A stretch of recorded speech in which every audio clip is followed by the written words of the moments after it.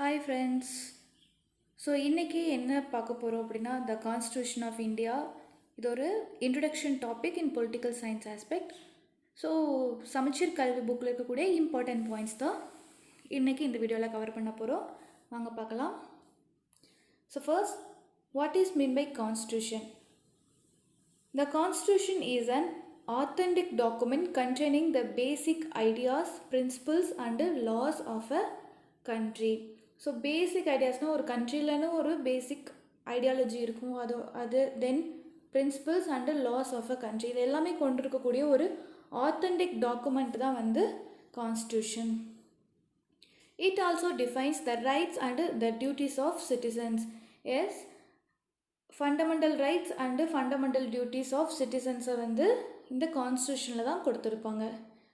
So what is mean by constitution அப்படின்னு வந்து பார்த்துட்டோன்னா, it is an ultimate law. It's an ultimate law of a country. அதாவது இந்தியாவோட ஒரு பைபிள் அப்படின்னு வந்து பார்த்துட்டோன்னா அது கான்ஸ்டியூஷன் தான். ஸோ இந்த கான்ஸ்டியூஷன் புக்கில் என்னென்னலாம் இருக்குது அப்படின்னு பார்த்தோன்னா, ஃபர்ஸ்ட் ப்ரியாம்பிள், அதாவது முகவுரை அப்படின்னு சொல்லுவாங்க. இன்ட்ரடக்ஷன் பார்ட் இருக்கும் இல்லையா, that's it. Next fundamental rights. So அடிப்படை உரிமைகள், இந்தியர்களோட அடிப்படை உரிமைகள் பற்றி சொல்லக்கூடியதான் fundamental rights part. And fundamental duties, அதாவது அடிப்படை கடமைகள். இந்தியாவில் இருக்கக்கூடியவங்க என்னென்ன அடிப்படையான கடமைகளை செய்ய வேண்டும் அப்படின்னும் இந்த கான்ஸ்டியூஷன் புக்கில் கொடுத்துருப்பாங்க. Next directive principles of state policy. அதாவது இது நல்லா ஞாபகம் வச்சுக்கோங்க. டைரக்டிவ் பிரின்சிபிள்ஸ் அப்படின்னா சில பிரின்சிபிள்ஸை கான்ஸ்டியூஷனில் கொடுத்துருப்பாங்க. that are the directions to the state's policy to make India as a welfare country. அதாவது இந்தியாவை ஒரு வளமான நாடாக்கிறதுக்கு ஒரு சில ஐடியாலஜிஸ் கொடுத்துருப்பாங்க. அந்த ஐடியாலஜிஸை கவர்மெண்ட் ஃபாலோ பண்ணணும். அந்த ஐடியாலஜி தான் வந்து directive principles of state policy. So இதெல்லாம் தான் வந்து ஒரு கான்ஸ்டியூஷனில் இருக்கும். Okay, next, it explains the fundamental concepts of structure, methods, powers and the duties of government bodies. So நம்ம கான்ஸ்டியூஷனை பார்த்தோம், அது ஒரு அல்டிமேட் ஆத்தென்டிக் புக், நம்மளோட லா புக் அப்படின்னு சொல்லி பார்த்துருக்கோம். ஸோ அது மட்டும் கிடையாது, லாஸ் மட்டும் இருக்காது. It has structure, methods and powers and duties of government bodies. அதாவது இப்போது எடுத்துட்டோன்னா எலெக்ஷன் கமிஷன் எடுத்துக்கலாம். ஸோ எலெக்ஷன் கமிஷனோட ஸ்ட்ரக்சர் எப்படி இருக்கணும்? ஸோ ஒரு எலெக்ஷன் கமிஷனர் இருப்பார், சீஃப் எலெக்ஷன் கமிஷனர் இருப்பார், 2 எலெக்ஷன் கமிஷனர் இருக்கார் இல்லைங்களா. ஸோ அதோட ஸ்ட்ரக்சர், அப்புறம் அதோட மெத்தட்ஸ், ஹவு இட் ஒர்க்ஸ் அப்படிங்கிறது கொடுத்துருப்பாங்க. அண்ட் அதோட பவர்ஸ் அண்ட் அவங்க என்ன டியூட்டி பண்ணுவாங்க. அது மாதிரி சில கவர்மெண்ட் பாடிஸ், ஒரு சில கவர்மெண்ட் பாடிஸ் தான் மேஜராக இருக்கக்கூடியது. ஸோ இப்போ பார்த்துட்டோன்னா யூபிஎஸ்சி, தென் எஸ்எஸ்சி எல்லாம் இருக்குது இல்லைங்களா, அது மாதிரி இருக்கக்கூடியது. அந்த பாடிஸ் எல்லாமே comes under constitutional bodies. Constitutional பாடிஸ்னால் ஒன்றும் இல்லை, கான்ஸ்டியூஷனில் அதை பற்றி எக்ஸ்பிளைன் பண்ணி கொடுத்துருந்தாங்கன்னா அது கான்ஸ்டியூஷனல் பாடிஸ். ஸோ அந்த தான் கவர்மெண்ட் பாடிஸ் இங்கே. Okay, making of Indian constitution. So Indian கான்ஸ்டியூஷனை எப்படி மேக் பண்ணாங்க அப்படிங்கிறத பார்ப்போம். In 1946 nearly 389 members of the Constitution Assembly who belonged to different parties from different places came together to frame the Constitution of India. அதாவது நம்மளோட கான்ஸ்டியூஷனை make பண்ணுறது, அதாவது அரசியலமைப்பு சட்டத்தை உருவாக்குறதுக்கு எவ்வளோ மெம்பர்ஸ் வந்து இருந்தாங்கன்னா 389 மெம்பர்ஸ். இந்தியாவில் இருக்கக்கூடிய ஒவ்வொரு பகுதியிலிருந்தும் வந்திருப்பாங்க. 1946 இந்த பாடி வந்து ஸ்டார்ட் ஆகிடுச்சு. ஸோ அவங்க தான் வந்து ஒன்றா சேர்ந்து இந்தியாவோட கான்ஸ்டியூஷனை எழுதியிருப்பாங்க. So the chairman of the committee was mister Rajendra Prasad. So Rajendra Prasad தான், அவர் தான் வந்து head of the constitution assembly. ஓகேங்களா, is the chairman. Okay, next, significant members in the constitution assembly. So constitution அசம்பிளிலேருந்து முக்கியமான ஒரு சில நபர்கள் யாராருன்னு பார்க்கலாம். ஸோ ஃபஸ்ட்டு வந்து நம்ம எல்லாருக்கும் தெரியும், Jawaharlal Nehru, Sardar Vallabhbhai Patel, Maulana Azad, S Radhakrishnan and Vijayalakshmi Pandit and Sarojini Naidu. So இந்த முக்கியமான மெம்பர்ஸ்லாம் வந்து கான்ஸ்டியூஷன் அசம்பிளியில் இருந்தாங்க. ஸோ லேடிஸும் இருந்தாங்க அப்படிங்கிறது நல்லா தெரிஞ்சுக்கோங்க. Okay, members are partially indirectly elected and partially nominated. What is mean by indirectly elected? Indirectly elected means இப்போது ஒரு பர்சனை நம்ம எம்எல்ஏவாக எலெக்ட் பண்ணுறோம். அங்கே இருக்கக்கூடிய எம்எல்ஏக்கள் வந்து என்ன பண்ணுவாங்கன்னா ராஜ்யசபாவோட எம்பியை அவங்களுக்குள்ளே தேர்ந்தெடுத்து அனுப்புவாங்க. ஸோ அது மாதிரி அனுப்புகிறப்போ நம்ம தேர்ந்தெடுத்தவங்க இன்னொருத்தங்களை தேர்ந்தெடுக்கிறாங்க. அப்போ நம்மளால் இன்டைரக்டாக எலெக்ட் ஆகிறது அப்படிங்கிறது இதுதான் meaning. So partially elected members இருக்காங்க கான்ஸ்டியூஷன் அசம்பிளியில். தென் பார்ஷியலி நாமினேட்டட். அப்போ பார்ஷியலி எங்கே இருந்து நாமினேட் பண்ணி வந்திருப்பாங்க அப்படின்னா, அப்போது இண்டிபெண்டன்ஸ் ஸ்டேட்ஸ், குட்டி குட்டி சிற்றரசுகள் வந்து இந்தியாவில் இருந்துச்சு. கிட்டத்தட்ட 500 சிற்றரசுகள் இந்தியா வந்து குட்டி குட்டியாக பிரிஞ்சிருந்துச்சு. அங்கே இருந்து வந்த மக்கள் வந்து அங்கிருந்து வந்த கான்ஸ்டியூஷன் அசம்பிளி மெம்பர்ஸ் வந்து நாமினேட் பண்ணப்பட்டிருப்பாங்க. அதாவது அங்கிருந்த ராஜாக்களால் நாமினேட் பண்ணப்பட்டு வந்திருப்பாங்க. ஓகே, நெக்ஸ்ட் ப்ரொபோஷனல் ரெப்ரசன்டேஷன் இருந்துச்சு. So what is by proportional representation? அதாவது இவ்வளவு மக்களுக்கு, ஒரு 1000 மக்களுக்கு ஒரு தலைவன் அப்படிங்கிற மாதிரி. இப்போ ஸ்கூல்லலாம் பார்ப்போம் இல்லையா, ஒரு டீச்சருக்கு 20 ஸ்டூடெண்ட்ஸ் இல்லை 30 ஸ்டூடெண்ட்ஸ் அப்படின்னு அலோகேட் பண்ணியிருப்பாங்க. இந்த ப்ரொபோஷனில் தான் இருக்கணும் அப்படின்னு சொல்லுவாங்க. ஸோ அதுதான் வந்து ப்ரொபோஷனல் ரெப்ரசன்டேஷன். தட் இஸ் ஒரு constitution assembly member for 1 million people. So 1 million பீப்புளை ஒரு பர்சன் ரெப்ரசன்ட் பண்ணி கான்ஸ்டியூஷன் அசம்பிளியில் இருந்தாங்க. Okay, next how many women members were there in the constitution assembly? So constitution அசம்பிளியில் எத்தனை பெண்கள் இருந்தாங்கன்னா, அந்த 389 பேரில் 15 உமன் மெம்பர்ஸ் தான் இருந்தாங்க. ஈவன் தோ அன்னைக்கு உமன் மெம்பர்ஸ் இருந்ததே பெரிய விஷயம் அப்படின்னு நினைக்கக்கூடிய சுச்சுவேஷன் வந்துடும் போல இருக்குது. எனிவே 15 உமன் மெம்பர்ஸ் தான் இருந்தாங்க. Okay, drafting of constitution.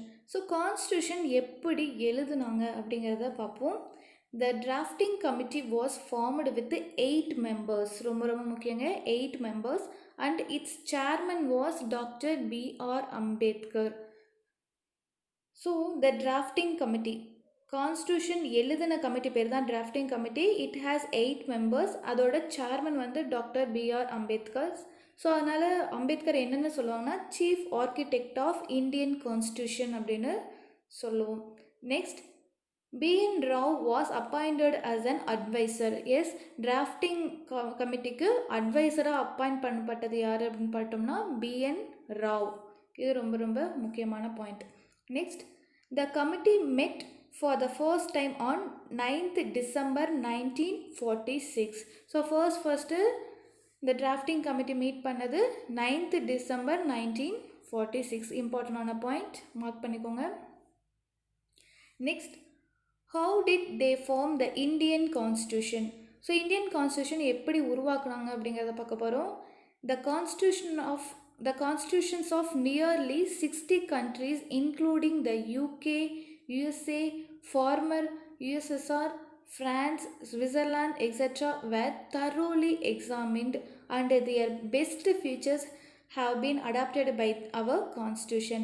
So ஒரு நாட்டில் அரசியலமைப்பு சட்டம் உருவாக்குறோம் அப்படின்னா இந்தியாவில் மட்டும்தான் முதல்ல அரசியலமைப்பு சட்டம் உருவாக்கலை. அதுக்கு முன்னாடியே வந்து USA, ஃபார்மர் ரஷ்யா, அதாவது USSR இருக்கு இல்லையா, அது வந்து ரஷ்யா, ஃப்ரான்ஸ், ஸ்விட்சர்லாந்து, UK, இங்கே எல்லா இடத்துலையுமே வந்து கான்ஸ்டியூஷன் ஆல்ரெடி இருந்துச்சு. அந்த கான்ஸ்டியூஷனில் இருந்த லாஸ் எல்லாம் செக் பண்ணிவிட்டு அதில் இருந்ததெல்லாம் கூட நம்மளோட கண்ட்ரிக்கு ஏற்ற மாதிரி எக்ஸ்ட்ராக்ட் பண்ணி எழுதியிருப்போம். ஸோ அதான் வந்து எக்ஸாமின் பண்ணிவிட்டு அதுக்கப்புறம் நம்ம இந்தியாவுக்கு ஏற்ற மாதிரி எழுதினாங்க. ஸோ நியர்லி 60 கண்ட்ரிஸோட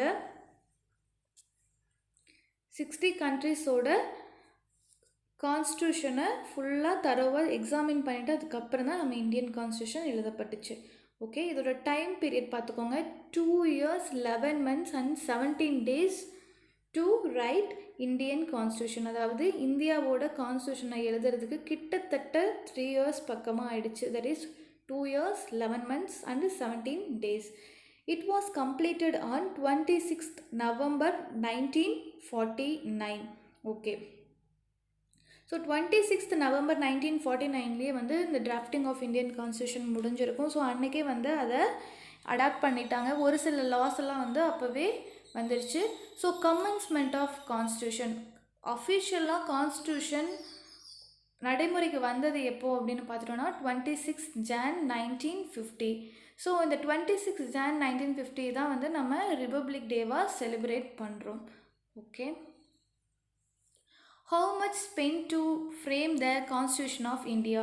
ஸோ இந்தியன் கான்ஸ்டியூஷனை மேக் பண்ணுறதுக்கு எவ்வளோ அமௌண்ட் வந்து தேவைப்பட்டுச்சு அப்படின்னு பார்த்தோம்னா 64 lakhs வந்து ஸ்பெண்ட் பண்ணியிருக்காங்க. ஏன்னா நிறைய கண்ட்ரீஸ்க்கு விசிட் பண்ணி அங்கே இருக்கக்கூடிய கான்ஸ்டியூஷனெலாம் ரீட் பண்ணிவிட்டு அதுக்கப்புறம் ரிட்டன் வந்து எழுதியிருப்பாங்க. ஸோ அது மாதிரி டைம் எடுத்துக்கிச்சு ரொம்ப. ஸோ அது இல்லாமல் மணியும் அதுக்காக நிறையா ஸ்பெண்ட் பண்ணாங்க. Okay, when the constitution was drafted, there were 395 articles in 20 parts and 8 schedules. At present, our Indian constitution contains 448 articles in 25 parts and 12 schedules. அதாவது கான்ஸ்டியூஷன் எழுதி முடிச்ச அப்போது 1950 எவ்வளோ இருந்துச்சு அப்படின்னா ஆர்டிகல்ஸ் எவ்வளோ இருந்துச்சுன்னா 395 ஆர்டிகல்ஸ், 25 பார்ட்ஸ் அண்டு 8 ஷெட்யூல்ஸ் இருந்துச்சு. பட் இப்போ வந்து பார்த்துட்டோன்னா 448 ஆர்டிகல்ஸ், 25 பார்ட்ஸ் அண்ட் 12 ஷெட்யூல் இருக்குது. அப்போது நம்மளோட இந்தியன் கான்ஸ்டியூஷனில் நிறையா விஷயங்கள் ஆட் ஆகிருக்கு அப்படிங்கிறது ஞாபகம் வச்சுக்கோங்க. ஸோ இது ரொம்ப ரொம்ப முக்கியம். ஒரிஜினலாக வந்து 395 ஆர்டிகல்ஸ், 25 பார்ட்ஸ் அண்ட் 8 ஷெட்யூல்ஸ் தான் இருந்துச்சு. This is very very important. Next, preamble. So first preamble அப்படின்னா முகவுரை அப்படின்னு அர்த்தம். அதாவது இன்ட்ரடக்டரி பார்ட். ஒரு புக் இருக்குது அப்படின்னா அதில் இன்ட்ரடக்ஷன் இருக்குது, அதே மாதிரி தான். So the preface of the constitution is the preamble. Yes, preface அதாவது introduction. Objectives of the constitution mentioned in preamble. கண்டிப்பாக. ஸோ நம்மளோட கான்ஸ்டியூஷனோட அந்த புக்கோட அப்ஜெக்டிவ் என்ன அப்படிங்கிறது தான் வந்து அந்த முகவரியில் அந்த இன்ட்ரோடக்டரி பார்ட்டில் கொடுத்துருப்பாங்க. அதே மாதிரி நம்மளோட கான்ஸ்டியூஷனோட அப்ஜெக்டிவ் என்ன அப்படிங்கிறத வந்து ப்ரியாம்பிளில் மென்ஷன் பண்ணியிருப்போம். That's very very important point. ஏன்னா ப்ரியாம்பிள்லேருந்து கொஷின் வராமல் இருக்கவே இருக்காது. ஏதாவது ஒரு 1 or 2 கொஷின் கண்டிப்பாக ப்ரியாம்பிள்லேருந்து எடுத்துருவாங்க. ஸோ இது ரொம்ப ரொம்ப முக்கியம். ஓகே, ப்ரியாம்பிள் அப்படியே இங்கே கொடுத்துருக்கு, பார்த்து நல்லா கிளியராக படிச்சுக்கோங்க.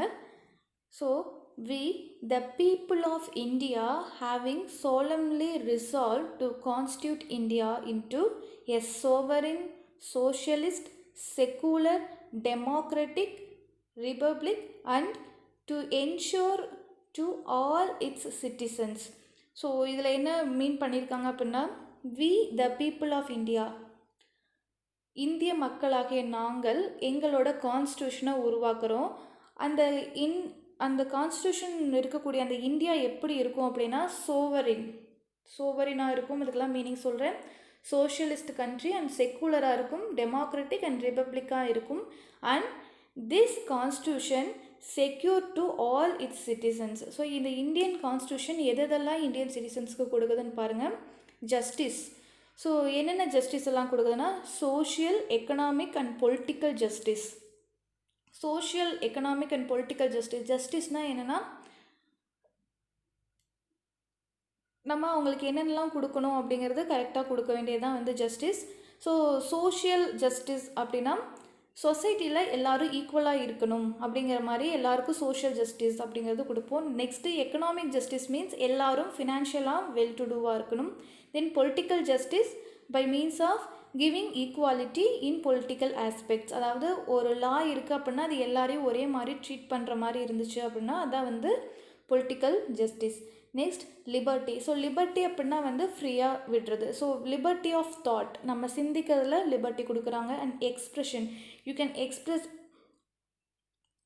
நிறையா விஷயங்கள் வந்து நீங்கள் எக்ஸ்ப்ரெஸ் பண்ணலாம் லிபர்ட்டியாக, அதுக்கும் லிபர்ட்டி இருக்குது. பட் எல்லாத்தையும் ஓவராலாக எக்ஸ்ப்ரெஸ் பண்ண முடியாது. We have certain limits. And belief, so நீங்கள் எதை வேணாலும் நம்பலாம், அதுக்கு உங்களுக்கு லிபர்ட்டி இருக்குது. அண்ட் ஃபெய்த் அண்ட் வர்ஷிப், நீங்கள் எதை வேணாலும் எந்த சாமியை வேணாலும் கும்பிடலாம். ஸோ இதெல்லாம் தான் வந்துட்டு லிபர்ட்டியில் இருக்கக்கூடியது. And equality, so equality of status, எல்லாரும் ஒரு மக்களே அப்படின்னு வந்து சொல்லுவோம் இல்லையா, that is equality of status and of opportunity. So எல்லாருக்கும் ஒரே மாதிரி ஆப்பர்ச்சுனிட்டி, ஈக்குவலாக ஆப்பர்ச்சுனிட்டி கொடுக்குறேன்னு சொல்கிறாங்க. And to promote among them all, இது எல்லாமே வந்து மக்களிடையே ப்ரொமோட் பண்ணப்படும் அப்படிங்கிறதும் சொல்லியிருக்காங்க. Next fraternity, assuring the dignity of individual and the unity and integrity of the nation. So fraternity அப்படின்னா என்னென்னா ஒவ்வொருத்தங்களுக்கும் சகோதரத்துவம் அப்படின்னு சொல்லுவாங்க இல்லையா, அதுதான் வந்து fraternity. ஸோ அந்த சகோதரத்துவத்தோட டிக்னிட்டி ஆஃப் இண்டிவிஜுவலும் அஷ்யூர் பண்ணுறாங்க. At the same time the unity and integrity of the nation வந்து ரொம்ப ரொம்ப முக்கியம் அப்படிங்கிறதும் சொல்லியிருக்காங்க. Next, in our constituent assembly this 26th day of November 1949 do hereby adopt, enact and give to ourselves this constitution. So என்னைக்கு அப்படின்னா அதாவது இந்த கான்ஸ்டியூஷன் அசம்பிளியில் என்னைக்கு அப்படின்னா 26th November 1949 இந்த கான்ஸ்டியூஷனை அடாப்ட் பண்ணி எனாக்ட் பண்ணி அண்டு நாங்கள் கொடுத்துக்கிறோம் அப்படிங்கிறத இதோட மீனிங். ஸோ இந்த ப்ரியாம்பிளில் ஜஸ்டிஸ் அப்படிங்கிற பாயிண்ட்டு கீழே social economic and political point வரும். And liberty of thought, expression, belief, faith and worship ரொம்ப ரொம்ப முக்கியம். And equality of status and of opportunity and to promote among them all. So இந்த ஒவ்வொன்றுக்கும் நேராக என்னென்னலாம் வருது, what are the objectives of our constitution அப்படின்னா இதுதான். So justice, liberty, equality and fraternity. So இந்த 4 பாயிண்ட்டும் ரொம்ப ரொம்ப முக்கியம். அது போக இந்த sovereign, socialist, secular and democratic ரிப்பப்ளிக்னா என்னென்னு பார்ப்போம். So first secular. So secular country அப்படின்னா எல்லாரும் ஒரே மாதிரி தான் ட்ரீட் பண்ணப்படுவாங்க, அதாவது ஒரு மதத்தை சார்ந்த கண்ட்ரியாக இருக்காது அப்படிங்கிறது தான் வந்து செக்குலர் அப்படிங்கிறது meaning. That is, law allows all the citizens of a country the right to follow different faith and religious belief. அதாவது ஒரு நாட்டில் இருக்கக்கூடிய மக்கள், அதாவது சிட்டிசன்ஸ், எந்த கடவுளை வேணாலும் நம்பலாம், ஃபாலோ பண்ணலாம். ஸோ அது அவங்கவுங்க விருப்பம். அதுக்கும் நாட்டோட அரசியலமைப்பு சட்டத்துக்கும் சம்பந்தம் இல்லை. அவங்க எதா இருந்தாலும் நீங்கள் ஃபாலோ பண்ணலாம், அதை பொறுத்து அரசு செயல்படாது அப்படிங்கிறதான் வந்து செக்குலர் கண்ட்ரி. இப்போ செக்குலர் இல்லாமல் இருக்கக்கூடிய கண்ட்ரி எதுன்னு பார்த்துட்டோன்னா பக்கத்தில் இருக்கக்கூடிய பாகிஸ்தான். ஸோ அவங்கெல்லாம் என்னென்னா முஸ்லீம் கண்ட்ரி அப்படின்னே சொல்லுவாங்க. ஏன்னா அது வந்து கவர்மெண்ட்டே அஃபிஷியலாக வந்து சொல்லிட்டு தான் அது முஸ்லீம் கண்ட்ரி அப்படின்னு சொல்லி. ஆனால் இந்தியாவில் வந்து ஒரு பர்டிகுலர் ரிலீஜனை வச்சு அதுதான் இந்த கண்ட்ரி அப்படின்னு வந்து சொல்ல மாட்டாங்க. ஹிந்து கண்ட்ரி, முஸ்லீம் கண்ட்ரி, கிறிஸ்டியானிட்டி கண்ட்ரி அப்படிலாம் சொல்ல மாட்டாங்க. ஸோ ஆஸ் பர் லா எல்லா மதமே ஈக்குவல் தான், யார் எந்த மதத்தை வேணாலும் பின்பற்றி கொள்ளலாம் அப்படிங்கிறது தான் வந்து இந்த செக்குலர் அப்படிங்கிறதுக்கான meaning. Next, socialist. So socialism அப்படிங்கிறது தான் என்னென்னு பார்ப்போம். Equal distribution of country's wealth and equal opportunities in all fields. அதாவது சோஷியலிசம் அப்படின்னா என்னென்னா கவர்மெண்ட்டும் இருக்கும், ப்ரைவேட் செக்டாரும் இருக்கும். ஸோ எல்லாரும் எல்லாத்துலேயுமே வந்து கான்ட்ரிபியூட் பண்ணலாம் அப்படிங்கிறது தான். அதாவது கண்ட்ரியோட வெல்த்தை யார் வேணாலும் யூஸ் பண்ணி வளரலாம். ஸோ யார் வேணாலும் ப்ரைவேட் கம்பெனிஸும் ஒர்க் பண்ணும், கவர்மெண்ட் கம்பெனிஸும் ஒர்க் பண்ணும். ஸோ சோஷியலிசம் அப்படிங்கிறது இங்கே தான் வரும். ஸோ ஈக்குவலாக ஆப்பர்ச்சுனிட்டி கொடுப்பாங்க. Next sovereign. Sovereign means an independent country not subject to any external power or influence. So sovereign means self-governed. அதாவது இப்போ நம்ம ஒரு வீடு இருக்குது அப்படின்னா அந்த வீட்டில் என்ன நடந்தாலும் அந்த வீட்டு மெம்பர்ஸ் தான் பண்ணுவாங்க, மற்றவங்க யாரும் அவங்களை இன்ஃப்ளூயன்ஸ் பண்ண மாட்டாங்க. அதே மாதிரி நம்ம இந்தியன் கண்ட்ரி அப்படின்னா அது 250 வருஷமாக வந்து பிரிட்டிஷால் ஆளப்பட்ட ஒரு நாடு. ஸோ இதுக்கு மேலே ஆஃப்டர் கான்ஸ்டியூஷன், அதான் இந்த ப்ரியாம்பிளில் மென்ஷன் பண்ண வர்றாங்க. ஆஃப்டர் அவர் கான்ஸ்டியூஷன் எதா இருந்தாலும் இந்தியாவுக்குள்ளே நாங்கள் தான் முடிவெடுப்போம், வெளி ஆட்களுக்கு எந்த சம்பந்தமும் இல்லை, எக்ஸ்டர்னல் பவர் வந்து இன்ஃப்ளூயன்ஸ் பண்ணாது அப்படிங்கிறதான் வந்து இந்த சோவரின் அப்படிங்கிறதுக்கு meaning. Next, democracy. So what is my democracy? A type of government in which representatives are elected by the people of that country. சிம்பிளாங்க, ஒரு எலெக்ஷன் நடந்து அவங்களோட ரெப்ரசன்டேட்டிவை தேர்ந்தெடுப்பாங்க. அந்த ரெப்ரசன்டேட்டிவ் சேர்ந்து ஒரு கவர்மெண்ட் ஃபார்ம் பண்ணுவாங்க. ஸோ டெமோக்ராட்டிக் அப்படிங்கிறது என்னென்னா அந்த ஆட்டோக்ரிட்டிக்கு அப்படியே ஆப்போசிட்டாக இருக்கும். தட் மீன்ஸ் ஆட்டோக்ரிட்டிக் அப்படின்னா எப்படின்னா, இல்லை மொனார்க்கின்னு சொல்லலாம். ஸோ மொனார்க்கி அப்படின்னா அந்த நார்த் கொரியாலாம் பார்த்தோன்னா தெரியும், அங்கே கவர்மெண்ட் வந்து formed by a king not by people. But ஆனால் இந்தியாவில் government formed by people. So people தான் எலெக்ட் பண்ணி ரெப்ரசன்டேட்டிவ்ஸ் அனுப்புவாங்க, அவங்க தான் போய் கவர்மெண்ட்டை ஃபார்ம் பண்ணுவாங்க. ஏதாவது ஒரு பர்டிகுலர் இண்டிவிஜுவல் வந்து ஃபார்ம் பண்ண முடியாது. அதுதான் வந்து democracy. Next republic, a country with an elected head of state. Head of state அப்படின்னா யாருன்னா பிரசிடெண்ட். ஸோ எலெக்டட் பிரசிடெண்ட் இருக்காங்க அப்படின்னா அந்த கண்ட்ரி ரிப்பப்ளிக் கண்ட்ரி அப்படின்னு வந்து சொல்லுவோம். இப்போது ஹெட் ஆஃப் த ஸ்டேட் பிரிட்டனில் பார்த்துட்டோன்னா வந்து குயின் தான். ஸோ குயின் வந்து she is not an elected one. So அந்த கண்ட்ரியை வந்து நம்ம ரிப்பப்ளிக்னு சொல்ல மாட்டோம். பட் ஆனால் இந்தியாவில் even though president is indirectly elected, அவர் country is a republic country because he is an elected person. So that's the meaning of republic. Next, the original copies of Constitution of India, அதாவது Hindi and இங்கிலீஷில் இருக்கக்கூடிய original copies எழுதியிருப்பாங்க இல்லையா, that are preserved in special helium filled cases in library of the Parliament of India. So நம்மளோட parliament இருக்கு இல்லைங்களா, so Rajya Sabha லோக்சபாலாம் இருக்கக்கூடிய ஒரு பெரிய கட்டடம் இருக்குது இல்லைங்களா, ஸோ அந்த பார்லிமெண்ட்டில் இருக்கக்கூடிய லைப்ரரியில் ஹீலியம் ஃபில்டு கேசஸில் வந்து ஒரிஜினல் காப்பீஸை ப்ரிசர்வ் பண்ணி வச்சுருக்காங்க. ஸோ ஒரிஜினல் காப்பீஸ் வந்து ஹிந்தியில் மட்டும் எழுதலை, இங்கிலீஷில் எழுதியிருக்காங்க. ஸோ போத் லாங்குவேஜஸில் நம்மளோட ஒரிஜினல் காப்பீஸ் இருக்குது. ஸோ அது ரொம்ப முக்கியமான point. So that's all about constitution of India. So கான்ஸ்டியூஷனோட ஒரு இன்ட்ரடக்டரி பார்ட் வந்தால் இந்த வீடியோவில் பார்த்துருக்கோம். ஸோ அப்கமிங் வீடியோஸில் வந்து நம்ம fundamental rights, fundamental duties, directive principles of state policy அப்படிங்கிற நிறைய டாபிக்ஸ் வந்து கவர் பண்ணுவோம். Thank you. Please subscribe our channel for more videos.